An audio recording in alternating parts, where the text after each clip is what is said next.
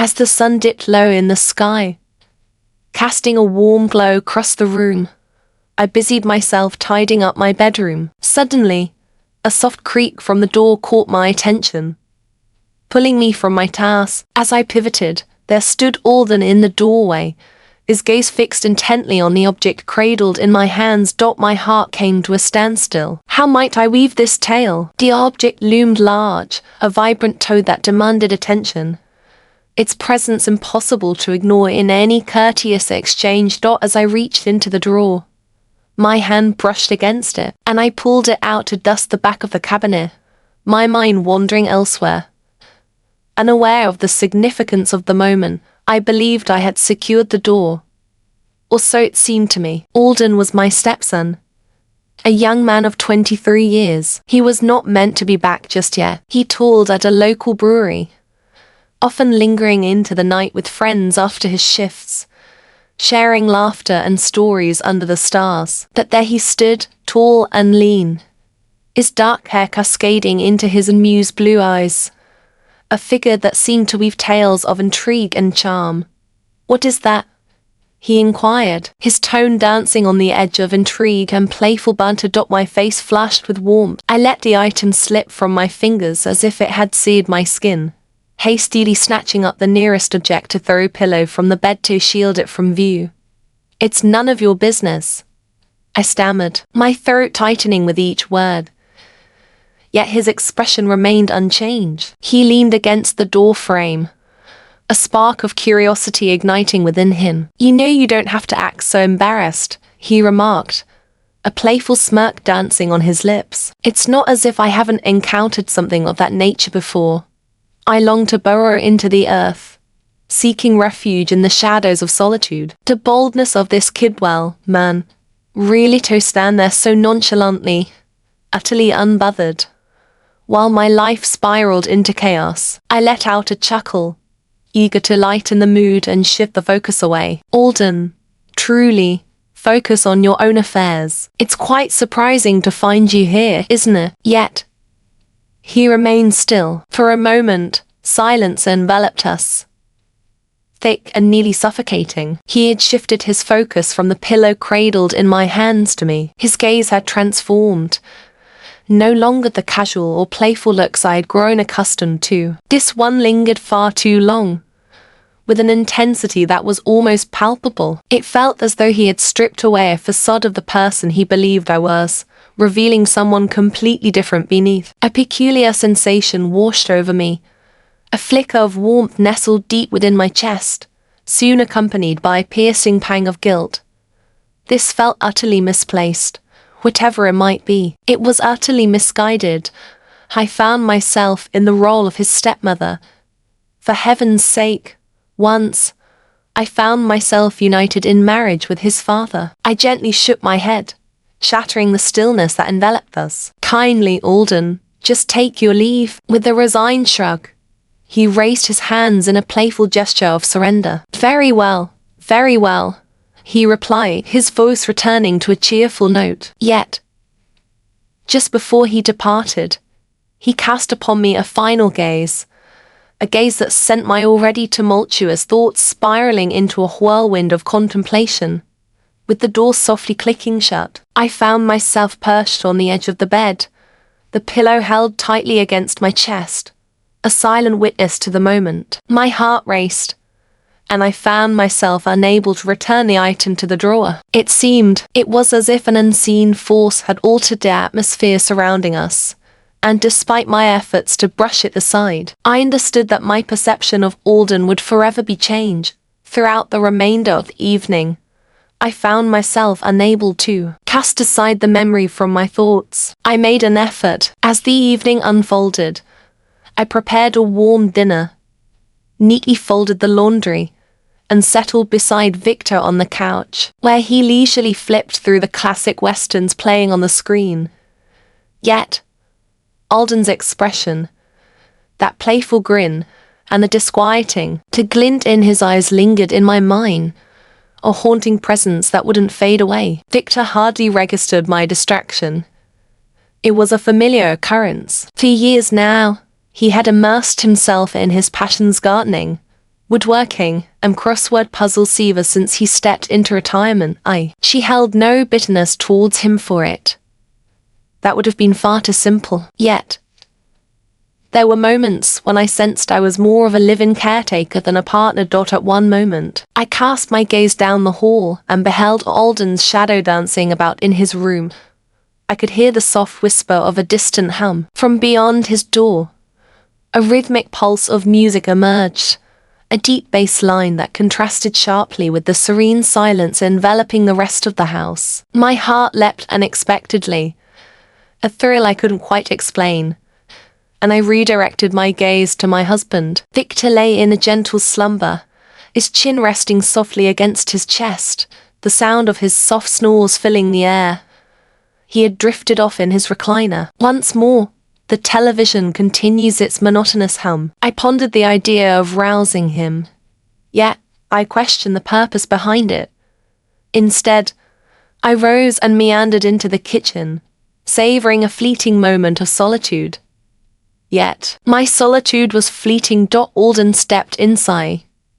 Softly, the bare feet whispered against the hardwood floor. He donned a worn t-shirt and sweatpants, his hair tousled as if he had just run his fingers through it in a moment of carefree abandon. "Hey," he remarked nonchalantly, as he swung open the fridge and reached for a bottle of water. "It seems the night has wrapped its arms around you." "I could say the same about you," I reply, maintaining a playful tone. With a warm smile, he leaned against the counter, a picture of ease and charm. "Just taking a moment to relax, you know. At times, dwelling beneath this roof can be quite a challenge." The remark caused me to stop and reflect. "What do you mean?" He shrugged, yet a flicker of something profound danced in his eyes. "It's just a fleeting moment. Once more, I find myself residing in this place. It seems as though I no longer belong." I felt a gentle warmth at that moment. In the midst of it all, a flicker of nurturing instinct stirred within me. "It's merely a fleeting moment, Alden. In time, you'll uncover the answers you seek. You possess great intelligence and remarkable abilities. You'll find your way back to solid ground." "Thank you, Molina," he murmured, his voice softening. "Thank you for that." In that fleeting moment, we found ourselves enveloped in silence. The kitchen seemed to close in around us, the distance between us diminishing even as we remained perfectly still. His gaze held mine, and I experienced that familiar spark of warmth in my chest once more. I cleared my throat and busied myself wiping the counter, eager to shatter the silence that loomed, ready to ensnare me in its grasp. Yet, Alden had more to share. "Once upon a time," he began, his voice taking on a playful lilt once more, "there's no need for you to feel any shame.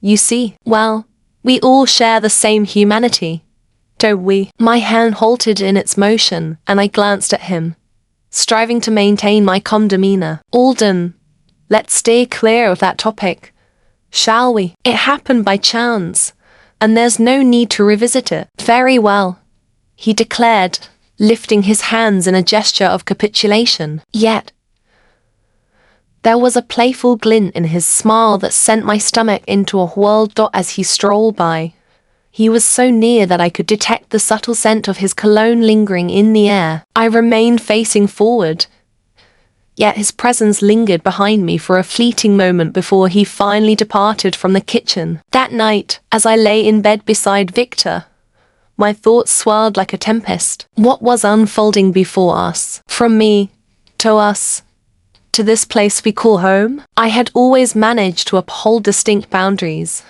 lines that were never intended to be crossed. Yet, Alden possessed a knack for twisting those lines, even when it wasn't his intention. And the most challenging aspect, I found myself uncertain about whether I truly wanted him to cease. The following morning, I endeavored to maintain a sense of normalcy. As the sun began to rise, I set about crafting breakfast just as I always had: eggs sizzling in the pan, toast browning to perfection, and a steaming cup of coffee waiting for Victor, while I blended a refreshing smoothie for myself. Alden entered the kitchen last, as was his custom, his hair still glistening with moisture from a recent shower. Once upon a time, there was a figure known simply as he. Victor was greeted with a casual morning, while I received a warm smile that sent my heart racing. At the table, the three of us gathered, surrounded by the gentle clinking of silverware and the soft murmur of conversation weaving through the air. Yet, beneath it all, I sensed the tension each time Alden's presence loomed. Our hands brushed lightly as we exchanged the salt or topped off our coffee. It seemed intentional. I noticed him observing me repeatedly, his eyes unwavering and enigmatic. Victor, naturally, was oblivious to all this. Once breakfast had come to a close, Alden graciously extended his hand to assist me in tidying up. Typically, he would have slipped away into his room or ventured out with friends, so his unexpected offer took me by surprise. "You don't have to," I said, as I carefully stacked the plates in the sink. "I want to," he replied, already reaching for a dish rag. We toiled in quietude for a time, yet the atmosphere surrounding us crackled with unspoken energy. In a moment of serendipity, I reached for a glass just as he did, and our hands met in an unexpected collision.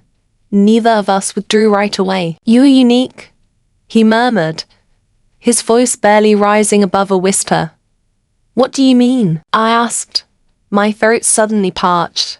He paused, his gaze probing into mine. "I'm not quite sure how to put it, but there's something about you that sets you apart from others at this stage in life." I chuckled uneasily, retreating a step to carve out a little space between us. How kind of you to say. "It's more than that," he pressed on, his voice taking on a weighty tone. "You're truly present, genuinely attentive, and you recognize the essence of individuals." The authenticity in his voice caught me by surprise.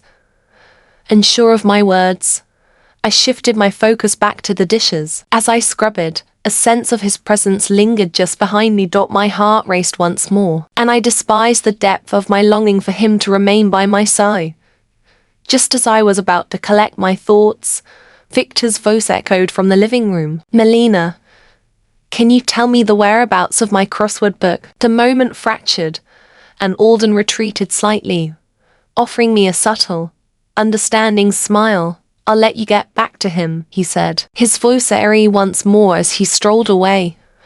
A wave of relief washed over me, intertwined with a deep sense of longing. I understood the danger I was courting, yet a part of me was irresistibly drawn to the flames. That afternoon, I immersed myself in a flurry of errands, seeking any distraction to keep my thoughts engaged. Upon my return home, I discovered Alden perched on the porch steps, gazing thoughtfully at the yard before him. He appeared adrift in contemplation, a stark contrast to the assured young man I was accustomed to observing.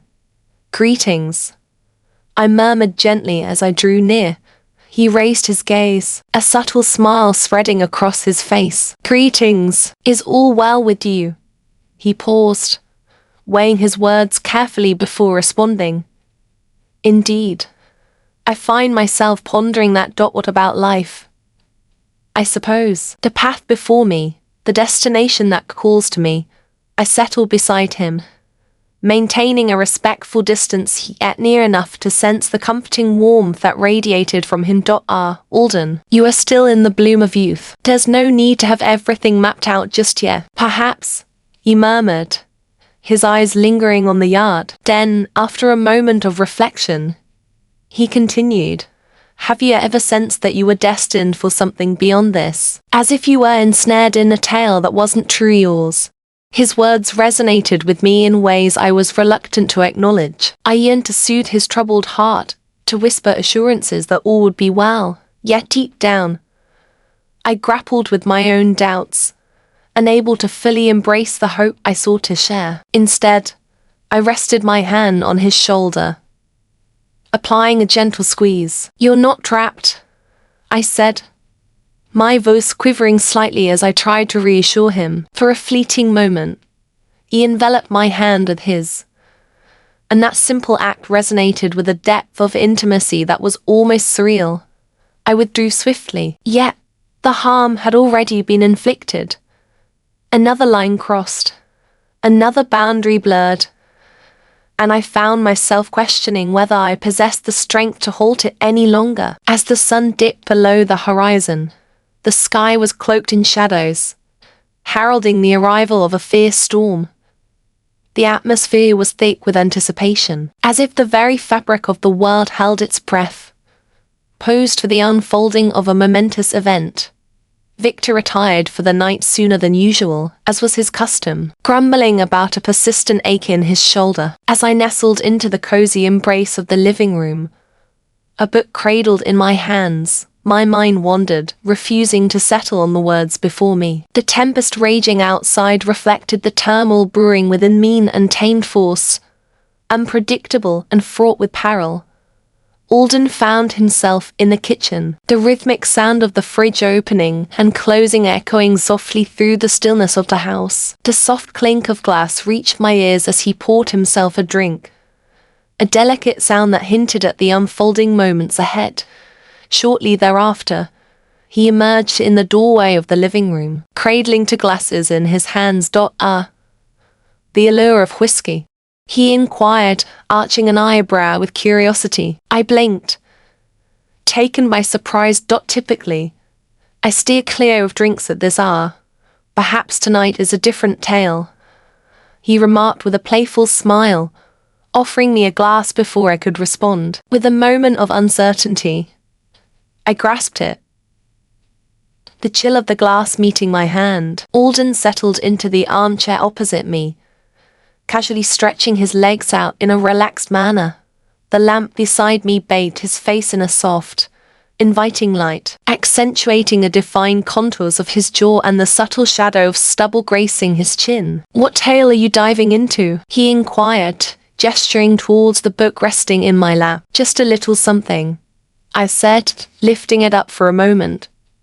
"Nothing thrilling," he chuckled with a knowing grin. "It's difficult for me to accept that." With a gentle chuckle, I savored a sip of the whiskey. It seared, yet it offered a much-needed reprieve from the mounting pressure that had been simmering throughout the day. For a time, we lingered in a cozy hush, the tempest beyond us swelling in intensity. Yet, he continued, his voice dropping to a whisper, "May I pose a question to you?" I cast a weary glance in his direction. "It all hinges on the nature of the matter at hand." He swirled the liquid in his glass, his gaze locked onto it as if he were weaving together the threads of his thoughts. "Have you ever found yourself in a moment of stagnation?"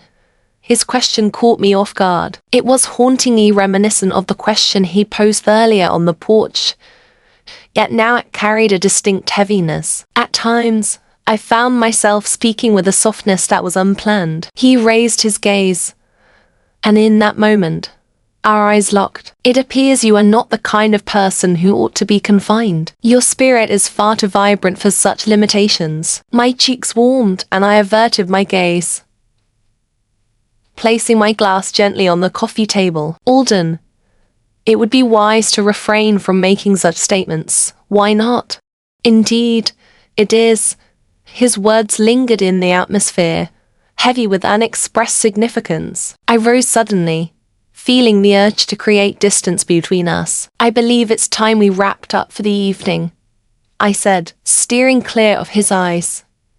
Just as I was about to step out of the room, darkness enveloped me as the power flickered and vanished. The unexpected shroud of darkness enveloped me, leaving me momentarily paralyzed in my stride. "Oh," I whispered, my voice trembling with uncertainty. "It's merely the storm," Alden remarked, his voice steady and reassuring. I sensed him rise, the gentle rustle of his feet against the carpet. "Just a moment. Let me fetch a flashlight." I sensed his approach, the subtle whisper of fabric brushing against itself as he drew near. In that moment, his hand grazed mine in the shadows, and I inhaled sharply, caught off guard. Apologies escaped his lips, yet he remained close, unwilling to break the connection. His hand lingered, warm against mine, and the air between us seemed to dance with unspoken words. I remained still, paralyzed by the moment. My heart raced with such intensity, I was convinced he could hear its echo. "Melina," he murmured gently, his voice a mere breath of sound. I shifted my gaze in his direction, despite the shadows that obscured him from view. Yet, I could sense him, his essence, his warmth, his rhythmic breath. Then, his hand glided up to my wrist, cradling it softly. "This is a perilous notion," I uttered, my voice quaking with uncertainty. "I understand," he responded. Yet he held on tightly. A flash of lightning illuminated the room for a fleeting instant, and in that heartbeat, I beheld his face earnest, vulnerable, and astonishingly near. And then he kissed me. The kiss began gently, a hesitant brush of lips, as if he were holding his breath, anticipating my retreat. Yet, I chose not to. Instead, I discovered myself leaning into him, my hands clutching his shirt as if he were the sole anchor in a whirling universe. As the lights flickered back to life, we separated. Each of us, we are gasping for air. The weight of our actions crashed over me like a tidal wave, and I took a step back, my hands quaking with the gravity of it all. "This can't happen," I declared, shaking my head in disbelief. Alden remained silent, his face a canvas of mystery, revealing nothing of his thoughts. "I know," he said again, his voice unwavering. "Yet, the harm has been wrought." The ensuing days unfolded like a tapestry woven with fleeting glances and silent confessions.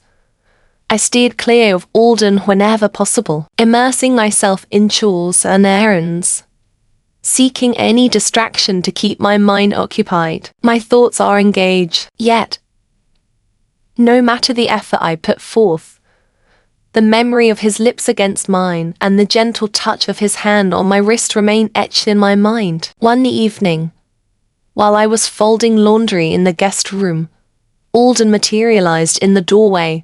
"We must converse," he declared, his tone resolute. I kept my gaze fixed downward, as simply no tale to unfold. "Indeed, there is." As he entered the room, he gently shut the door, sealing off the world outside. I let out a soft sigh, placing the laundry aside as I finally locked eyes with him. "Alden, this situation, whatever it may be, must come to an end. It is not right, is it?" he inquired, his tone laced with challenge. "For me, it simply feels right." His words danced through the air, sending a shiver down my spine. Yet, I summoned the strength to remain composed. "You simply cannot grasp the gravity of it all. If Victor were to ever discover the truth, it would change everything," Alden interjected. "He won't. And even if he did, do you truly believe he would care? He hardly acknowledges your presence these days." His words pierced through the air, resonating with a painful truth.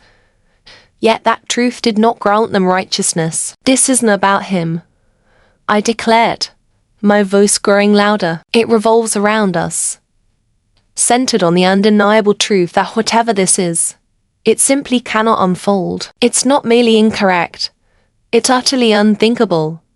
Alden stepped closer, his gaze fixed intently on mine. "What is the reason behind this? Is it that you're concerned about the opinions of others? Is it the fear of what your thoughts may reveal that holds you back?" I parted my lips, ready to speak. Yet silence enveloped me, leaving me wordless. "Melina," he continued, his voice now a gentle whisper, "I don't wish to complicate things for you. Yet, I can't ignore the feelings I have for you, and I doubt you can as well." Tears threatened to spill from the corners of my eyes, prompting me to turn my gaze elsewhere. I whispered, "You don't understand." "Then," he implored, his voice filled with a yearning for understanding. Yet, I found myself unable to do so. Words failed to capture the tumult within me.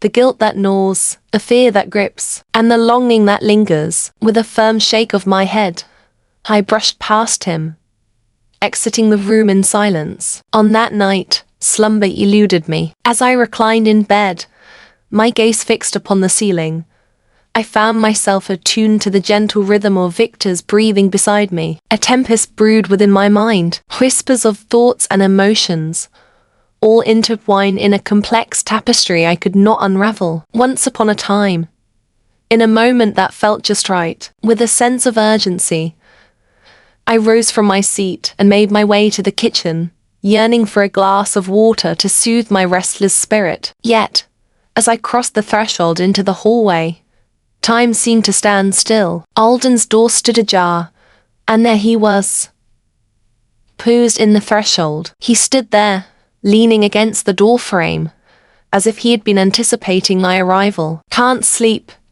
he inquired, his voice barely above a whisper. I shook my head, lost in a silence that wrapped around me like a heavy fog.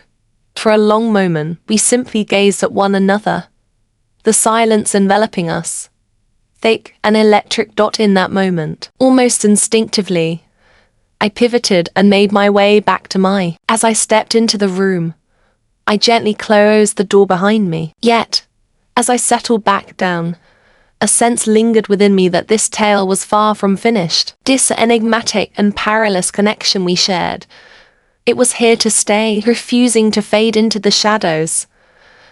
And I found myself uncertain about whether I truly desired it to. When it occurred again, there was no tempest to point fingers at, nor a wavering light to cower behind. This time, it was intentional. It began in the most unexpected of places, the laundry room. As I retrieved the warm towels from the dryer, the familiar rhythm of folding them provided a comforting sense of routine, a form of liberation.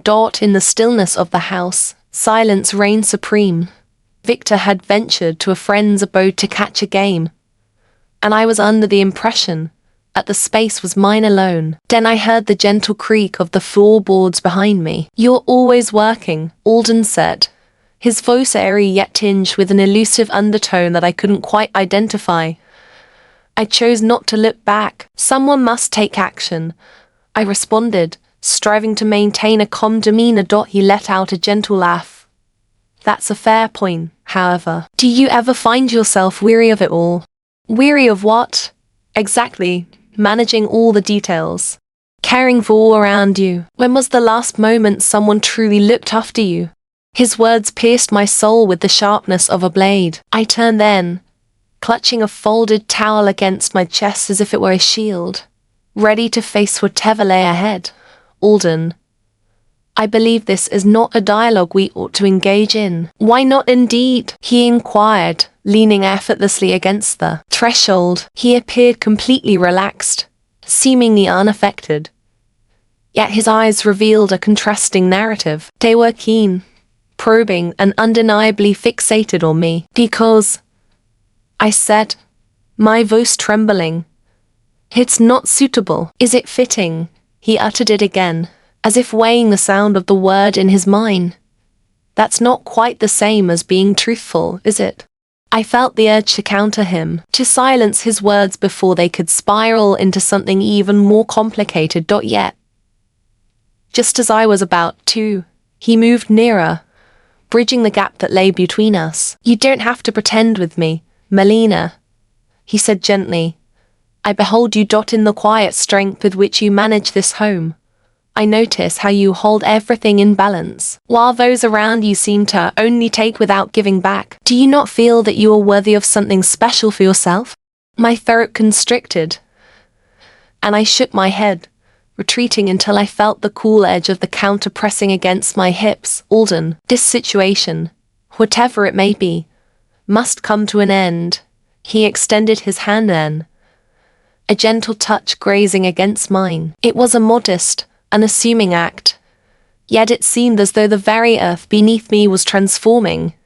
"You have to tell me you don't feel it too," he urged, his voice a soft murmur, almost lost in the air. I parted my lips, ready to speak.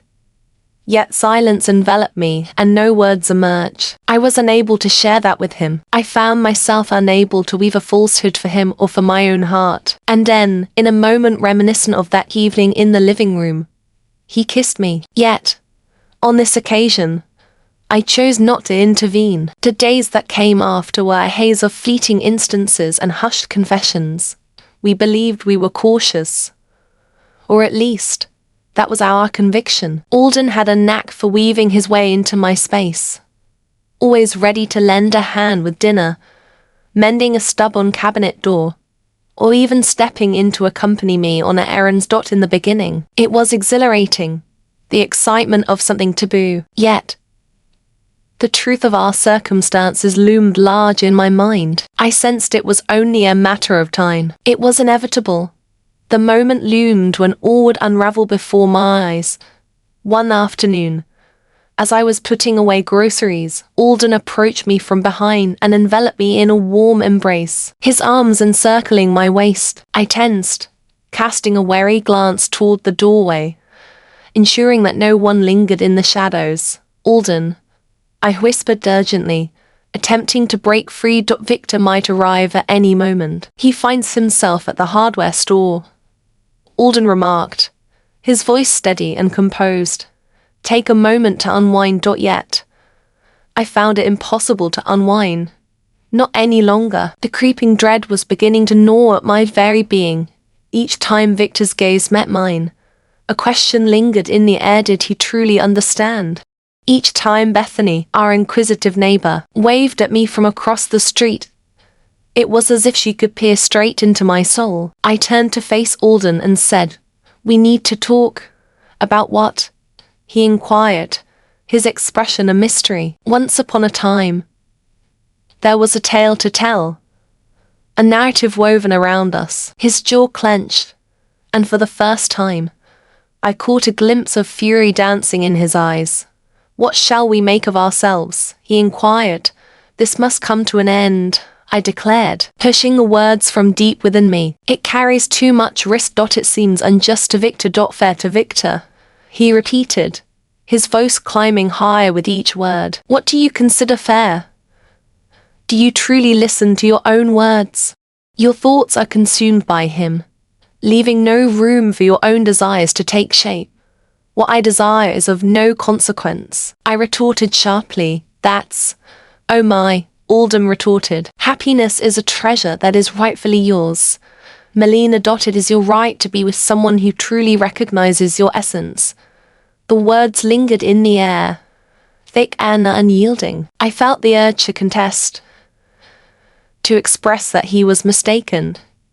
Yet the words eluded me. In the quiet recesses of my mind, I understood he spoke the truth. The moment of truth arrived a few weeks later. Victor had extended an invitation to Bethany and her husband for dinner, and I was striving to embody the essence of the ideal hostess. Yet, throughout the evening, Bethany's keen gaze felt like it was fixed on me, and an unsettling sensation lingered that she was privy to some hidden truth. Once the dinner plates were cleared and the kitchen was filled with the lingering aroma of the meal, Bethany approached me, her presence unmistakable. "You've been quite distracted lately," she remarked, her tone light yet her gaze searching. "Just caught up in my own world," I reply, managing a smile that didn't quite reach my eyes. "Ah, the familiar feeling we all recognize." She leaned in slightly, her voice dropping to a whisper. "Is Victor aware?"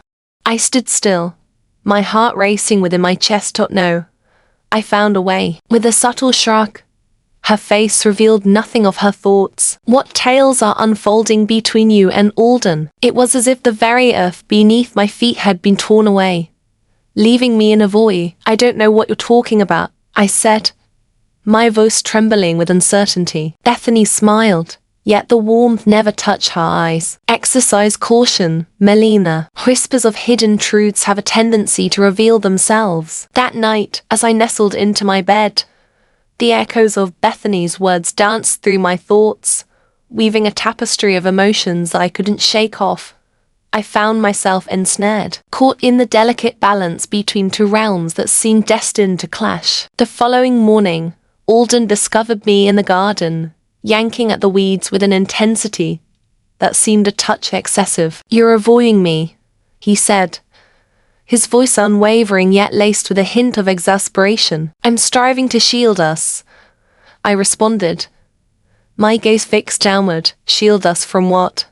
I wonder, he inquired, moving nearer. From this blowing up in our faces, I remarked, standing tall and wiping my hands on my jeans. Bethany is aware.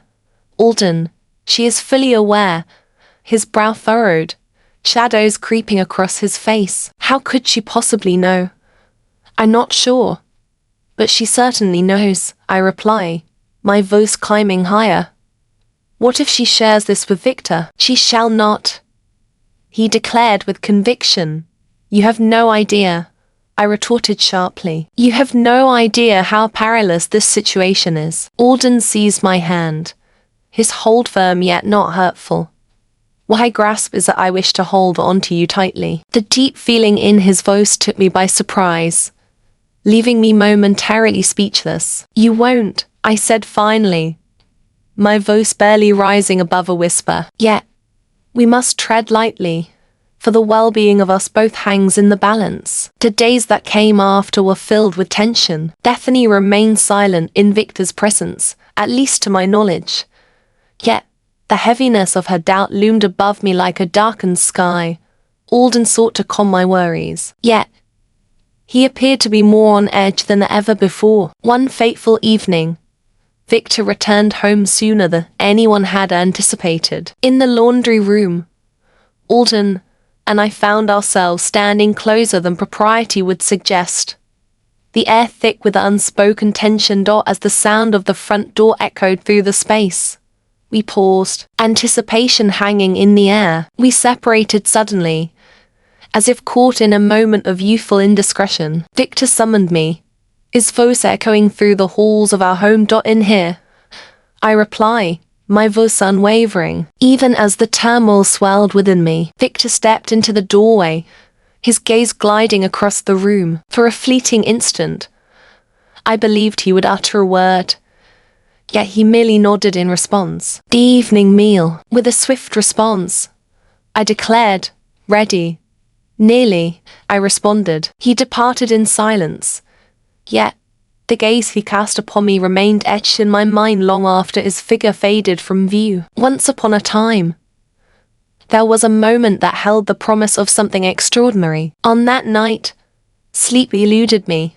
I found myself revisiting that moment in the laundry room, where Victor's gaze had held onto me for just a heartbeat longer than it should have. I sensed I was perched on the brink of a precipice, and it was merely a question of when. All at once, everything fell apart. And yet, in the face of it all, I found myself unable to bring the curtain down. What transpired between Alden and me was undeniably vast, an all-encompassing force that made it impossible to just turn away from. Yet, beneath the surface, I sensed that the tempest had not yet reached its conclusion. The tale was only starting to unfold. It began with Victor returning home sooner than anticipated. Yet, on this occasion, it was not merely the timing that took me by surprise. His expression was strained. His expression was a mystery as he crossed the threshold of the house, placing his briefcase down with a deliberate motion. With purpose,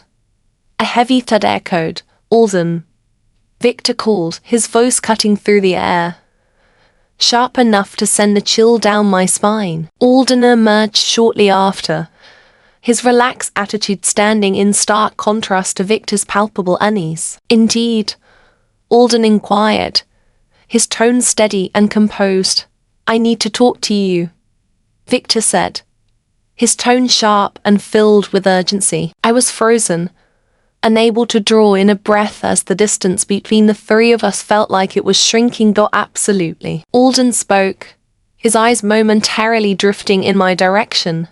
I remained rooted to the spot, captivated and unable to tear my gaze away. Victor remained silent, his thoughts lingering in the air. He turned and strode down the hallway, Alden trailing behind with an unsettling serenity that lingered in the air. The hush that enveloped the moment felt like it could stretch on forever. Time seemed to stretch endlessly as I lingered in the kitchen, anticipation building with each passing moment until Victor finally reappeared. He paused, his silence heavy with meaning. while his gaze burned with an intensity that seemed to pierce through the air, fixated on an unseen presence in a manner that left me captivated. The air was thick with unease. At last, he found his voice. "You and Alden," he said, his voice a whisper, laced with an emotion I couldn't quite decipher. "I understand,"